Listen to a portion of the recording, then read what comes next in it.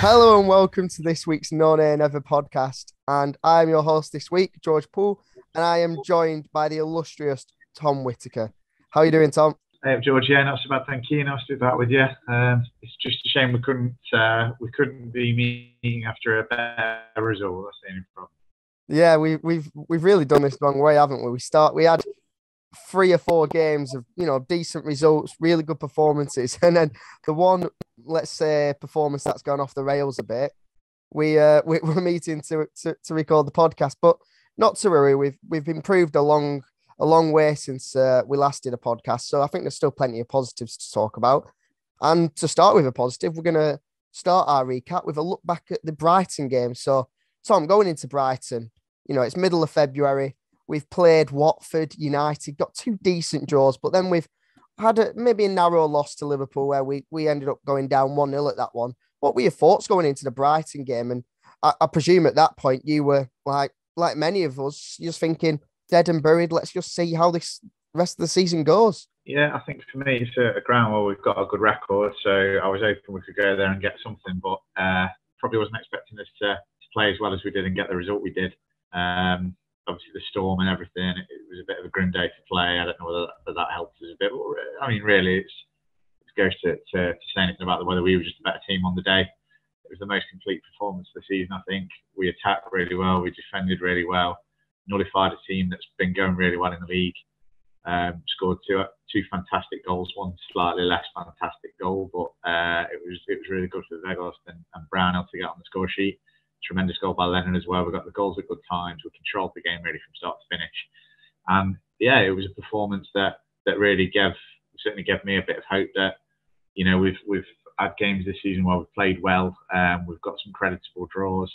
We've not quite got the wins over the line, and obviously that's been our big problem this season. But to win in that manner and to get the ball rolling on a good week.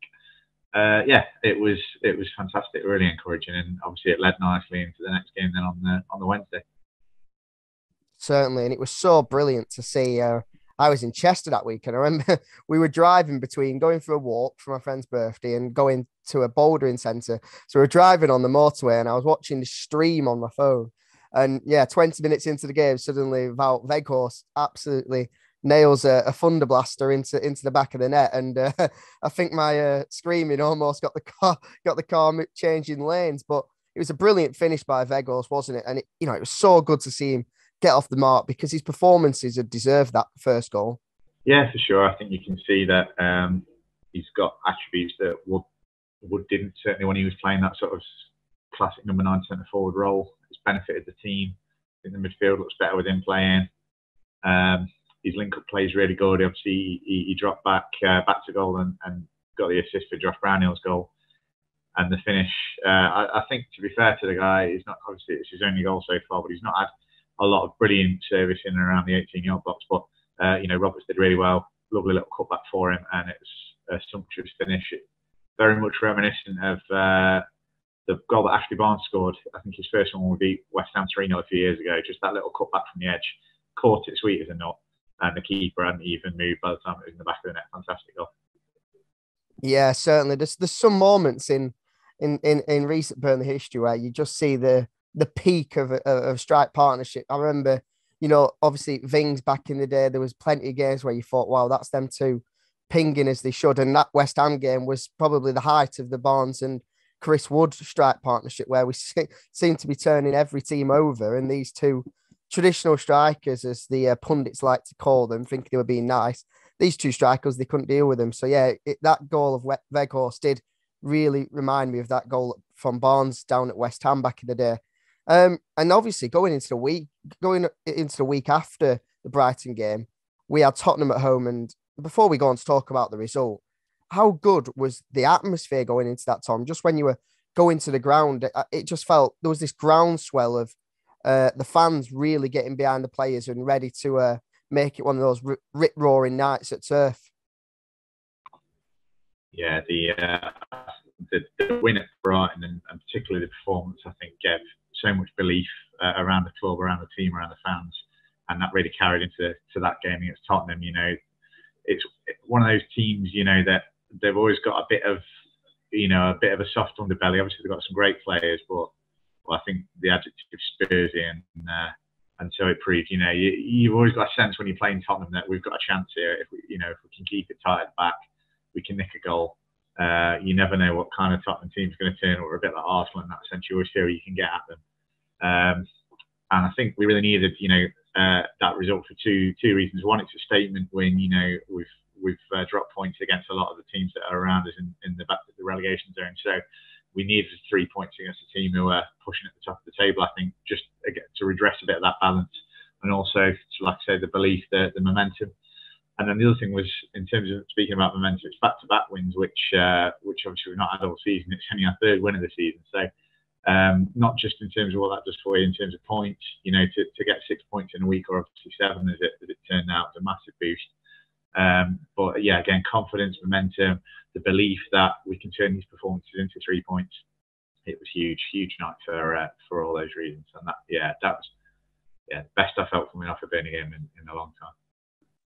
Yeah, it was magic, and I've just been doing a read up of the match reports before we came on air today, and that win against Tottenham was actually only our first back-to-back Premier League win in 13 months.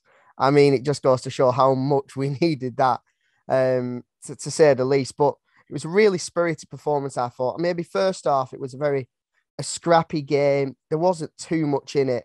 But I thought second half, we really stepped it up. And it was clear that, I think it came out after the game, that Dyche just basically said to them all the time, just play with that confidence. You deserve to be here. Play the ball on the ground. And, we really did that in the second half. And it was a brilliant cross and a brilliant cross by Brownhill, and then a brilliant finish by Ben Mee with his head. And he doesn't score all too many goals, Tom, but he comes up with big goals, doesn't he, from time to time? Yeah, I remember one at Stamford Bridge a few years back. That was the infamous Mourinho goals on Sunday game, wasn't it? So, yeah, I think he scored at Man City as well, so it's not a bad record against the top six for a centre-half. Fantastic header. It was, I said on Twitter, it's a proper Burnley goal.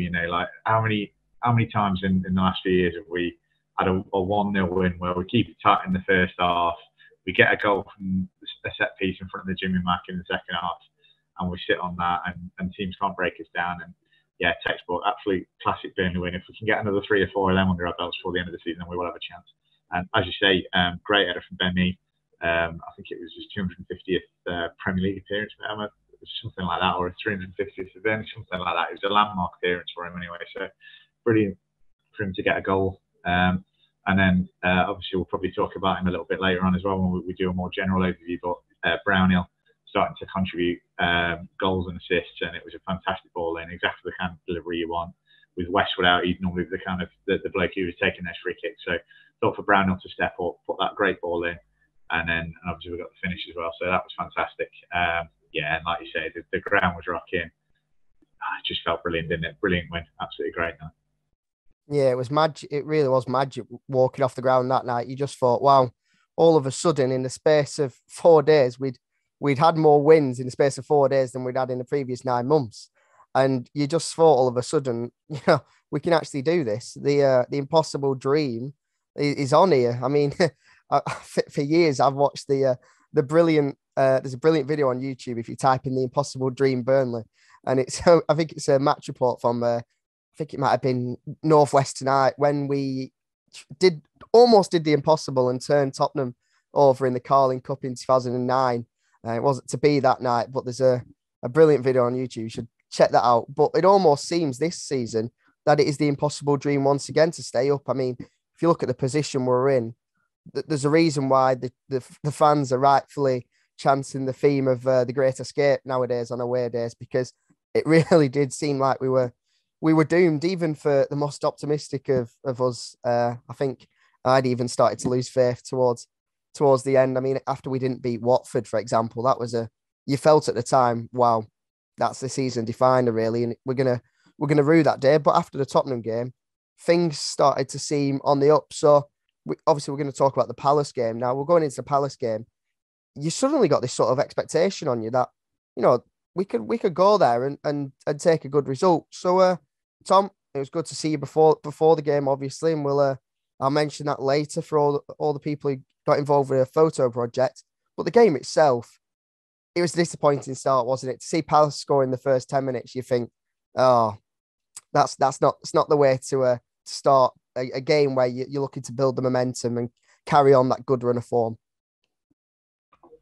Yeah, for sure. I think the word that you used there, expectation, is a good one, because I think we've seen with the last two results, not quite, obviously hitting the heights, the performance is not quite as good. It's probably a bit of a realisation that, just by winning a couple of games, we're not there yet. We've still got a lot of work to do, and we're not going to be turning out nines and tens every week. It's difficult in this league. You're playing good teams with good players, and that did hit home on Saturday. Palace are a well-coached team. They're going all right this season. And the two wingers, we always struggle to deal with their kind of speed down the flanks. I think Zaha, obviously, always a really difficult opponent. And Elise was the main man in that first half. Peter's been playing really well, and I felt sorry for him because Elise had him on texture, didn't he, in that first half. Twisting him inside and out. He didn't really know how to deal with him, whether to show him inside or show him outside. And obviously, it was showing him outside that cost us that goal. Good ball in. Schlupp's just got in there, little toe poke. And like you say, I think there was almost an expectation that we were going to go there and get something. And then when that goal goes in, you suddenly reassessing the whole season. So it was a bit of a shock to the system. But obviously, it didn't turn out too badly in the end. No, it didn't. And you're right. Elise did really have Eric Peters on toast for breakfast for that Palace goal. I mean, he shredded him apart on that wing. And you just thought from minute one, I thought, wow, this kid looks special. And so it turned out. But viewers, listeners, it's a special moment in the night. We're welcoming Natalie Bromley to the podcast. And Natalie, how are you doing? I guess you've had a busy day at work. Tell us I've come to reclaim my show. What's going on? Yeah, come on, and you've just got off without me. Tell us how you're doing. And I'm all right, thank you. What were your thoughts going into the Palace game? We'd had 2 back-to-back wins for the first time in 13 months, and spirits were high, weren't they? Yeah, they really were. And actually, it was kind of annoying from our perspective because we'd kind of all got ourselves relatively comfortable with the fact that relegation was on the horizon. And we were like, we'd made peace with it. We'd had a good run. We knew that we were in safe hands as a business. And we would come to it. And then all of a sudden, the Clarets do what the Clarets do best and give us all a little bit of hope, which was quite worrying, really. But yeah, and even though it wasn't another win, it wasn't a third win on the bounce, I've got to say, I think a point away at Palace was a really good, any point away from home, I think is a really good point. So I actually came away from Palace equally as buzzing as I was. It's a shame it got deflated a little bit by last night's performance. I have no idea what you've been talking about in my absence, so I might be covering duplicated ground here. But yeah, no, Palace was good and it was a good point in the end. It was a good day. I mean, maybe too good for some, Tom, because going into the second half, we were still at the bar by the time we hear this cheer from the Burnley end. Heaven forbid we'd missed a goal. I mean, it was. You both missed it. I missed it. I missed it. So I'm asking Tom what happened at the goal right now, because Tom, we were down at the bar. We didn't realise the second half had kicked off, and all of a sudden we're running around asking who's the goal gone for? Who's it gone for? But thankfully, it went to us, didn't it, Tom? Thankfully, I've got a bit more self-control than George, so I was able to resist the lure of the half-time bar. Well done, Tom. £5 Salzburg didn't appeal, to be honest with me. So, yeah. £5 pints. £5 pints or £9? £5 £5, I think. Too much anyway for a pint of Carlsberg, whatever it was. Not quite £9, though. I've been working in Manchester for too long because that feels relatively reasonable, to be honest. So sorry, well, yeah, no, you were self-disciplined though. See, listen to this, George. Yeah, self-disciplined. Learned a lesson because it was, I mean, not a spectacular goal, but that for an away game, that's what you travel for, into those moments when the goal goes in. Just hopeful ball down from Roberts, lovely little flick from Rodriguez. Lennon, obviously, in superb form at the minute. I'm sure we'll talk about him a bit more as well. Just does what every classic winger does, gets to the byline, cuts it back, puts it into an area that's difficult to defend. And Luka Milivojevic very helpfully did the rest for us, slid in and tapped it home. And you didn't really see it coming, especially the first half performance wasn't great. So to be back on level terms that quickly with the performance level not quite being up to the standards of the previous week, it was very encouraging. And obviously gave us a very solid base for the rest of that game. No, certainly. And Natalie, Tom's mentioned three big names there, I think, who are involved in that goal. Roberts, Lennon, Rodriguez. How much of a difference have those three individuals made to this team over the past month? Because it's like night and day, isn't it? Yeah, it definitely is. And we knew in January that something needed to change. We knew that the squad was very stale. The tactics were very stale. I think Dyche's management abilities were looking pretty stale. And we all thought that would come in the transfer window in terms of volume, that we were going to get new players in. Inadvertently, that did actually happen. I think Newcastle took Chris Wood from us with the distinct aim to get us relegated and to significantly weaken us. What they ended up doing is actually strengthening us, because we replaced him with a far better player. Fair enough, we didn't get the numbers in. But I think a lot of things in January changed, bringing Weghorst in, and just tightening up that big gap between central midfield and the front line. The pain I think that some of the players felt with Wood walking out, and a realisation that actually we were in a lot of doo-doo this season, and actually this was different. This wasn't just a case of us having to fight for our Premier League survival like we normally do. We were actually going to have to, this is serious. We think we're going down. Aaron Lennon was probably the big, and I think we all knew that Roberts was going to be like, he should be right back, and I think he is our first choice right back now. I think Lennon's probably the biggest surprise. I think we were all pretty pleased when he came back. I think most of us would have happily offered him a new deal.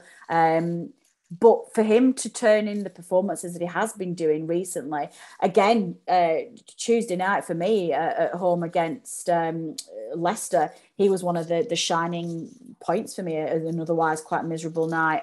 That I think unexpected, but how can you be anything other than delighted for Aaron Lennon? He's such a fantastic character, and you're willing him to do well, right? I think that's where we all feel. Totally. And there's been a brilliant piece in, I think it was in the Lancashire Telegraph in the past week where I haven't seen that. Yeah, it's a really good read. It's basically just a write-up of Dyche's comments from a recent press conference. I believe it was after the Palace game, just where he talked about when Lennon came back to the club, or started negotiating with Dyche and the owners again about coming back. He basically said that he didn't feel like he'd left everything on the pitch due to one reason or another when he was with us in his first spell. And he just felt he had something to prove again. And Dyche has said that he's talked to Lennon and just got him running at goal again. And you can see there's a massive change in the way he's playing. He's actually turning towards goal, running at his fullback and going forward. And like Tom said earlier, we got a lot of luck for that equaliser at Palace, but a lot of it comes from Lennon actually just going after a man, seeing what chances he can create, and putting a ball in the box, because that's all you can do really as a winger. And the look's gone his way. So yeah, it's brilliant to see Lennon at the top of his game again. And it was on the commentary for the Leicester game. Even the commentary team there were saying what a difference it makes with Lennon looking like his best again. So no, I really did enjoy watching Lennon at Palace, and there was many things to enjoy at Palace, weren't there, Tom? And I remember seeing your tweet after the game about just the way end in general. The fans were brilliant, weren't they? It was a really good day out, despite not quite getting the win. Yeah, really good. I think that that week prior to the Leicester game has really engendered like a lot of confidence, a real feel good factor. And I think the fans that were at Crystal Palace really wanted to reflect what we've been getting on the pitch in the previous two games. Encouraging. It's one of them. Sometimes you get the away ends where the songs are all about, your rivals or, the opposition. It was one of them away ends where it was really good to hear loads of new chants for the players who are playing really well. People have obviously recognised that Weghorst, Lennon has been speaking about, Brownhill are playing really well, and wanting to make some chance for them, supporting the players, supporting the team. It was really good. Yeah, it's really a proper, old school, really good away end. And got a performance it deserved, I think, or certainly got a result it deserved anyway. And it's really good to have the team and the fans bouncing off each other like that. It's always a recipe for success, in my opinion. So yeah, I really enjoyed it. It was a really good day out, and just as Natalie said, it felt just as good, I think, coming off that game, the point, as it had done the previous two, because then points mean so much more when you've got wins under your belt, when you've had good results in the past, then you just keep things ticking over. So yeah, really good day out. Yeah, just keep things ticking over, like you said. I mean, after 2 wins, we could have been very easily gone down to Palace. Palace are a good team, kind of have always troubled us over the years. I remember they used to be a bogey team, a big time when I was a kid. Yeah. But they're that kind of team with the really fast wingers that we just don't like. You know, you can picture the likes of Lawton in the past, Peters at the weekend, just not quite getting settled throughout the game. So I think we really did well to come away with a point, and we really nullified them, I'd say, in the second half compared to what we saw in the first. I mean, there was a cracking header from Weghorst, which was unlucky to be saved. But after the game, totally agreed, Tom. It was a brilliant day out and a lot of positivity. But going into the Leicester game, we'll talk about that now, Natalie. Do you feel after the previous week before, there was a newfound expectation, which maybe after the game has left many disappointed just with the result, but there did seem to be that there's a change, there's a shift all of a sudden. We've come from a team where we've all gone onto the turf and thought, well, it's a write-off, you know, we'll just see what happens. So now we're thinking, let's get a win here tonight. Yeah, I think first and foremost, football is, and I've said this before, football is a really emotive sport, and it elicits so much passion out of people. And I've never, ever had a problem with fans allowing, as long as it's not offensive and as long as it's not dangerous to people and it's above the law, I've never had a problem with fans being polar opposites or having quite extreme reactions to games. If you want to be absolutely devastated after a defeat and think that the world is over, the footballing world is over and that all is lost and we're going to get relegated, go for it. If you want to vent that way, do. If you want to be George Poole and every time we win, you think we're going to be running for the Champions League, which is what we have to put up with, listeners, every single time something goes right in our WhatsApp group, because he's on the hamster wheel of positivity. It's relentless. And if you want to embrace that euphoria with a really good result, then do it. That's why you're a fan. And you can't have, I don't think, the positives that come with being a passionate football supporter without having those very extreme views.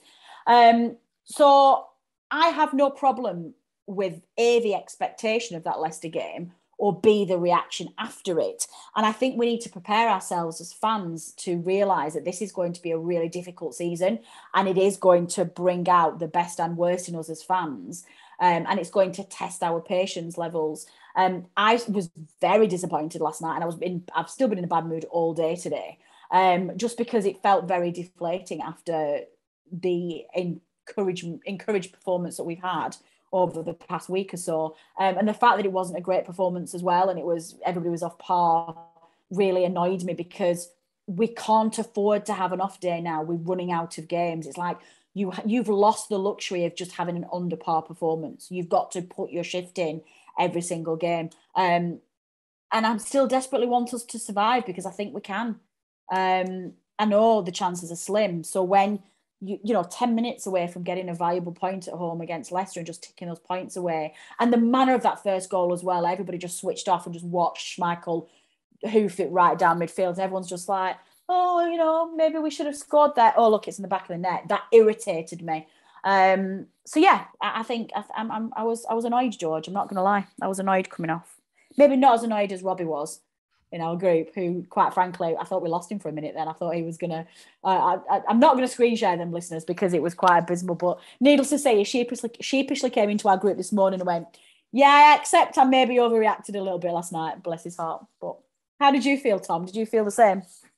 I think me and Rich were sort of at the other end of the spectrum. Yeah. I think you were. Had it been... had that been on the back of like 2 draws and a defeat or something like that, then it would have been more disappointing. But I think we've got ourselves into a much better position than we were even a couple of weeks ago. That's not to say that we can afford to drop points, or that we, that we're in a position where these winnable games at home are going to keep coming, because we haven't got that many games left. But it didn't feel as devastating as it could have done. That Watford game, I felt awful coming off that one. But for this last one, I'm thinking, well, we're only a point behind Everton. We're two behind Leeds, 3 behind Brentford. Still only 4 behind Newcastle. Obviously, Everton now have got the game in hand on us, which is a weird feeling, but I think we have still got 1 on Leeds and 2 on Brentford. Yeah, so those advantages haven't disappeared. And I think, I think the reaction from Dyche and the players afterwards in the interviews was quite measured, and it's how I felt as well. Really, it was, it's been quite a week. Did I expect us to lose? I have to say no. Like we're normally good at home against Leicester. If you look at the records prior to that game, I think we'd only lost 3 home games, which surprised me when I read that. Leicester had only won 2 away. Leicester had only got 3 clean sheets. So the stats all kind of pointed to us doing well. But we've had quite a busy few weeks of Saturday, Tuesday. We've not got a big squad to rotate. We had a couple of players missing that we could have done with maybe, I think, Peters and Cork, if they'd have been fit and not leggy, then they would have started, and they obviously played a good part in our recent resurgence. You've also got the Cornet situation, which is quite a difficult one. I'm sure we'll come on to that. And whether or not you play him. So there was enough. When you look back at full time, there was enough kind of things that you can point out to say, well, maybe this is why the performance wasn't quite as good as they have been. Maybe this is why the result didn't quite go away. And even with the performance level being off, that could have easily been a draw. I think if Vardy had come back a few days later, it's probably finished 0-0, and we're not too dissatisfied. If Cornet, that one that trundles just past the post, if that gets a slightly more fortuitous deflection, or if he's not, half an inch offside in the first half, then we're talking about a different outcome. And, a point wouldn't have made a momentous difference to the table, but it would have kept the feel-good factor going. But, like I say, it felt bad. I think probably partly because the goals came so late that it felt so bad. But if we're honest, it wasn't the best day. We didn't play that well. We got what we deserved, I think, really. But that's not to say that, I don't have any hope now that we can't replicate the performances from prior, because what was missing for me before was the belief that we could turn these performances and this defensive display into results. And I think now we are showing that we can do that. So, we're not going to win every game between now and the end of the season. We don't have to. We probably need to win maybe a third to half of them. I would say maybe 5 or 6 wins really to get safety. And last night hasn't made me think that we've got no chance of doing that now. So for me, a bit unlucky, bit of a shame. Probably deserved defeat. Let's park it and move on. Let's see if we can get anything out of the weekend game.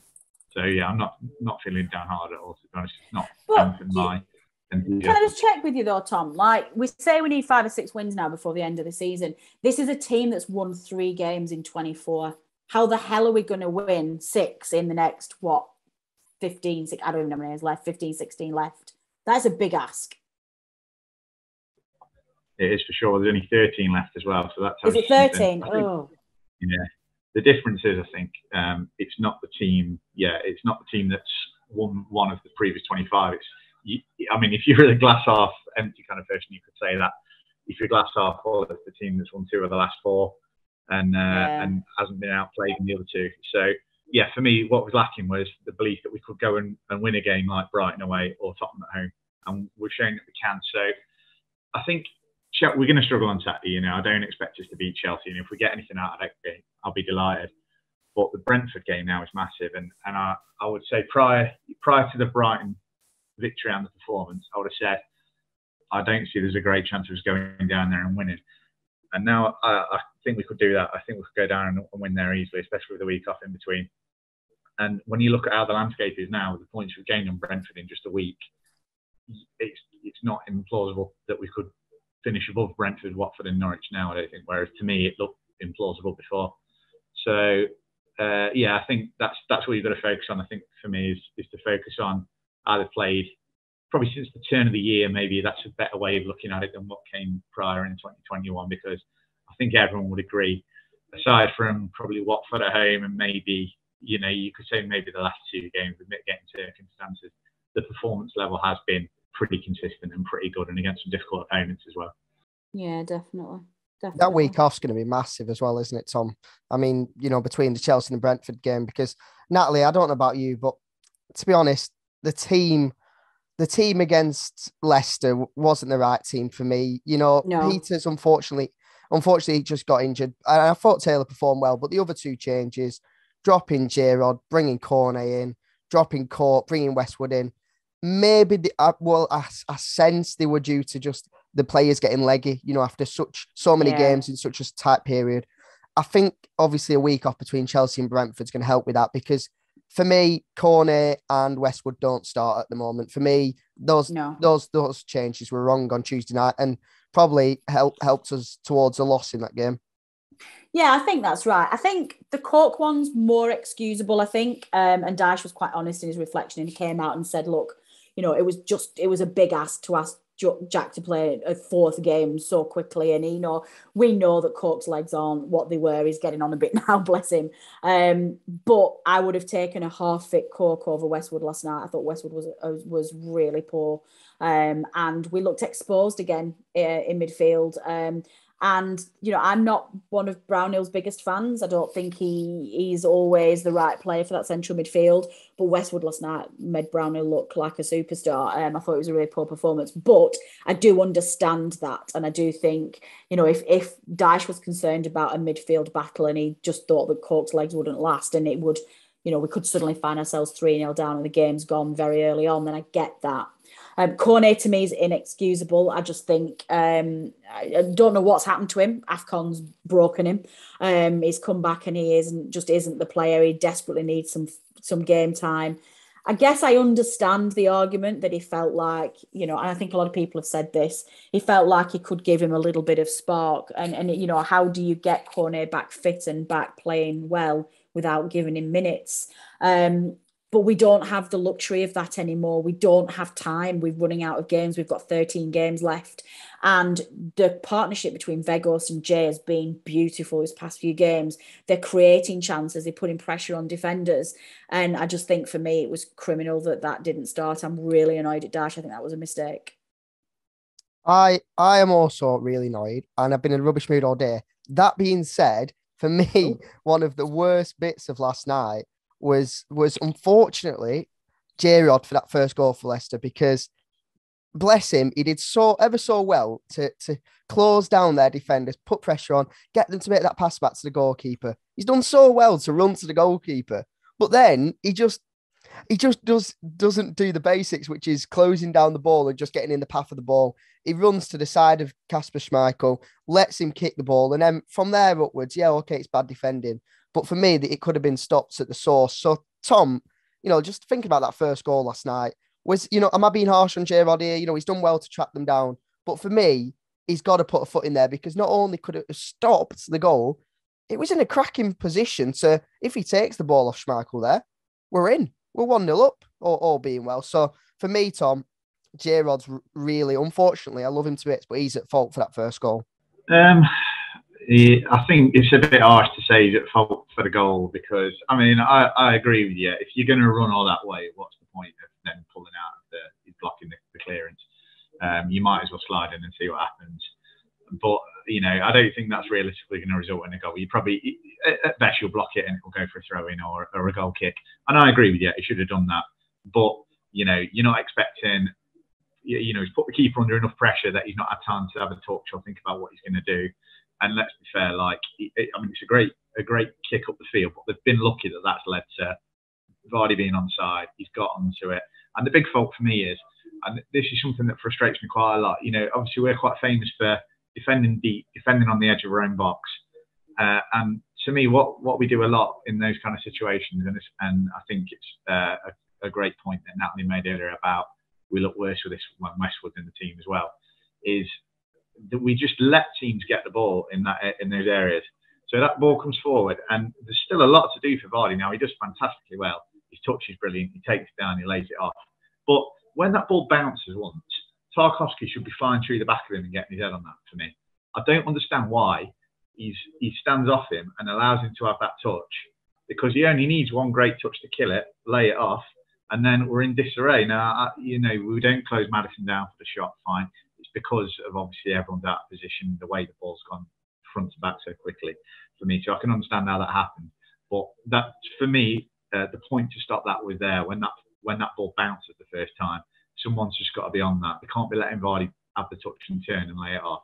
And I think Tarkowski, even if he risks, Vardy's between him and the ball, maybe he brings him down and gives away the free kick, that's preferable for me than letting him have the touch and see what happens.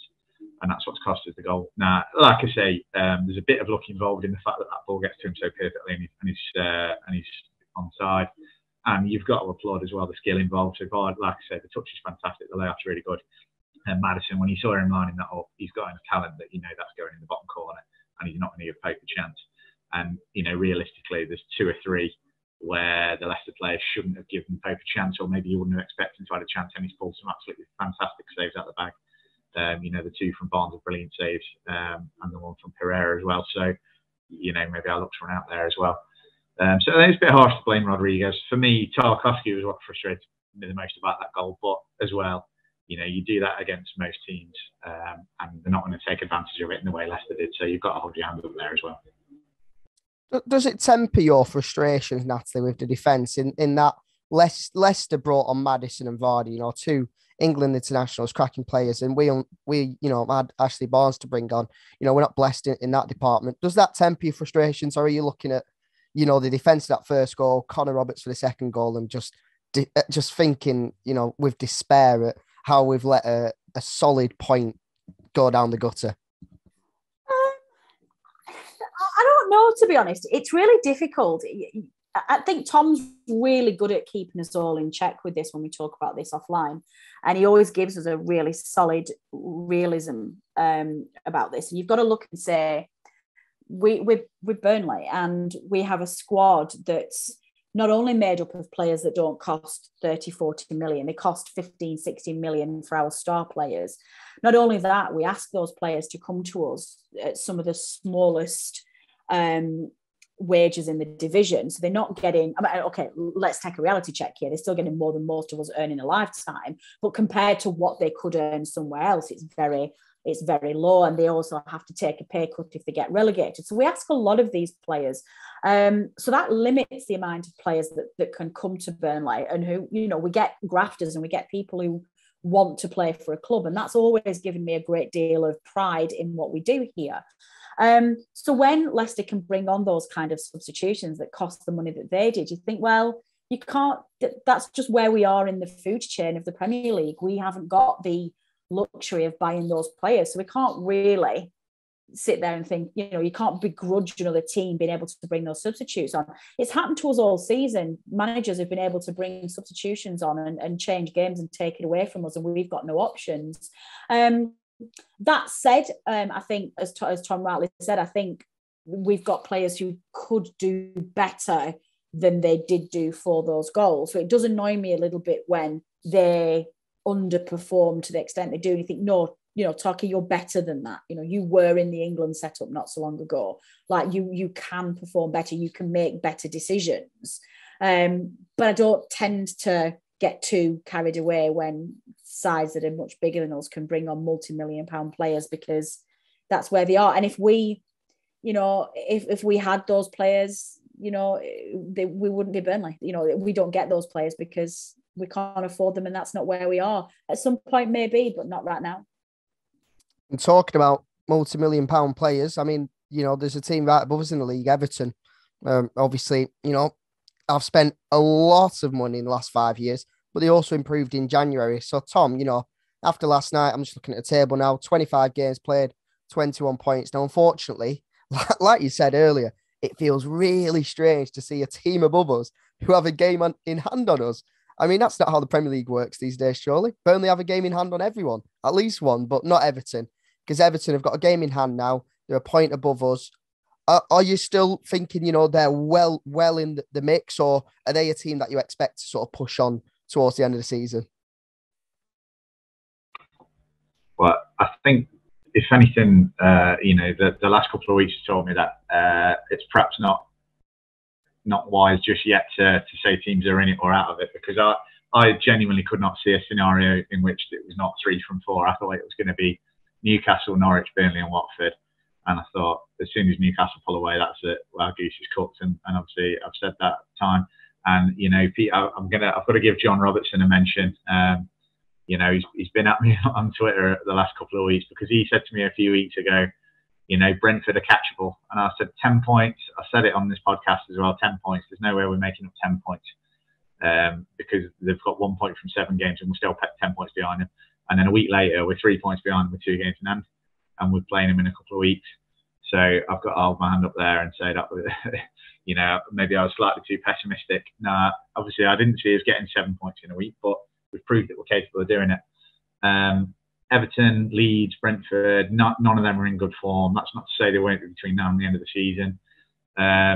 Leeds are a bit of an unknown now, new manager. I don't think he can do any worse than Bielsa have been doing the last couple of months, but I'm not sure he's the answer necessarily. Brentford obviously not going to make a change, and that might benefit us. And talking about Everton, I'm not sold on Lampard. The jobs that he's had 2 jobs that he's been parachuted into really, with good budgets and expected to be challenging at the top of the league. And it's a completely different scenario now. Now, as you said, he's got a good budget, but is he up for a relegation battle? I know they got robbed on Saturday, and he was right in what he said, that it was a shocking decision. And isn't it sod's law that the ref who made that, or the VAR ref that made that awful decision, then gets to come on the turf and completely guess every throwing in free kick because he hasn't got a clue what's going on. So I say this now while I'm whinging about the ref, but I did think the reaction was very strong from Lampard, and it struck me as a man who's under pressure, and perhaps he's not the best at keeping a calm head and dealing with that pressure. And you saw, by contrast, the reaction of Sean Dyche yesterday. If we lose a game, it's like, well, on to the next one. If we draw a game, on to the next one. If we win, on to the next one. He's very calm. He's very cool.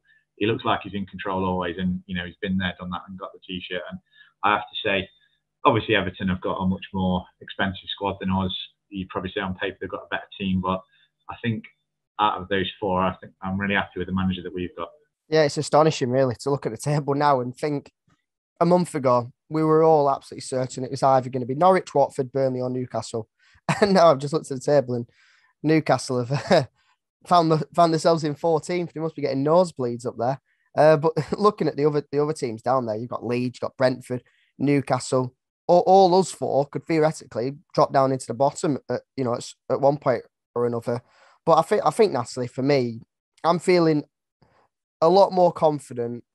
Despite the loss to Leicester, I just think that Palace result, like Tom was saying earlier, just to go there, not put in the best performance, but just to get a draw and get a point out. Yeah. It's really promising. And the fact, as many pundits keep banging on about, and rightfully so, our defence has been brilliant this season. And it's tough to see teams with good defences go down. I think Tom mentioned this on Twitter the other day. Teams with good defences don't necessarily go down. It's teams with bad ones. And teams with bad ones, you're looking at the likes of Brentford, Leeds, but you're not looking at Burnley, are you? No, and I think we had a guest on our previous show for the Arsenal game, one of our regular friends, and he came to us with that very stat, and he said if you look at the stats for relegated sides, it's very, very rare for sides that don't concede goals to actually get relegated. I've gone completely polar opposite to how down and dumps I was not so long ago. At this moment in time, I cannot see Burnley getting relegated. I just don't think it's going to be us. And that is a complete emotional reaction. I know that I'm letting my heart rule my head, maybe, and I know that I'm one of the worst fans in the world for letting that extreme emotion get to me, and I get angry when I come off turf and I tweet about stuff, but that's just an emotional reaction to loving the team and to getting invested in what's happening. But at this moment in time, on the back of this last week's performance, the impact that Weghorst has had, I just don't see it. So I think it's going to be Watford, Norwich, Brentford. I think Brentford are going down. I think that's an absolute. I think it's definitely Norwich and Brentford. It's just whether or not we can keep our noses ahead of Watford. Leeds, I think, are in real trouble. Newcastle won't go down. Everton are definitely not going down. Leeds may very well go down just because they've lost all of their goal scorers. They're not scoring goals and they are leaking goals. Now, yes, they've changed their manager, but I think that was a nonsense decision because it wasn't for me Bielsa's tactics that were getting Leeds relegated.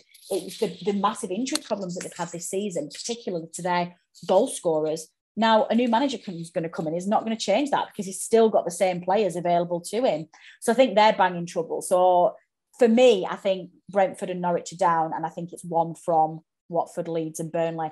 And we don't concede goals. And I just think we've got enough about us that we can survive. So for me, that's my declaration today. Burnley will not be the side that goes down.